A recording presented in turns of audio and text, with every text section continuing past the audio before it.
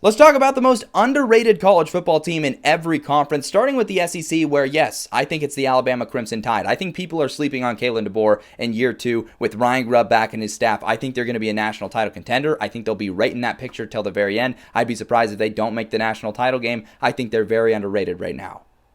In the Big Ten, I think it's Minnesota. The Golden Gophers, it feels like, are forgotten every offseason, no matter how successful of a year they had. And they had a lot of successes this last season. And I think they built really well to have another great year this year. And people just are not talking about them in favor of other teams like USC and Washington and Nebraska.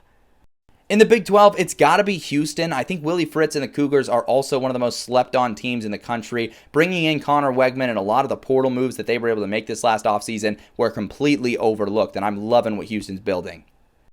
In the ACC, it's got to be Louisville. I really think this is a byproduct of people being distracted by the new kids on the block, going after the Duke or Georgia Tech or North Carolina sleeper talk, and ignoring a team that's been there and stacked another impressive portal class. Louisville's going to be right there, and they're going to have a really good shot at beating out Clemson for an ACC title.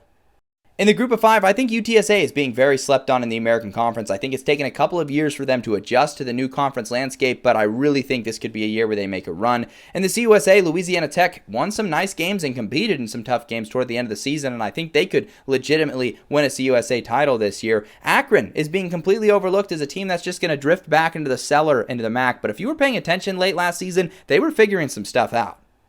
In the Mountain West, it's got to be Air Force. People have very quickly forgotten the machine that Troy Calhoun has had this team operating at, and they ended the season on a 4-game winning streak after what was a disastrous start. And then finally, in the Sun Belt, it's got to be Georgia Southern. They had to have been the quietest 8-win team of all time last season, and people love to talk about App State and James Madison and Coastal Carolina and South Alabama, all of the other more trendy teams there, but here's Clay Helton and Georgia Southern just chugging along. I think they'll have a great season.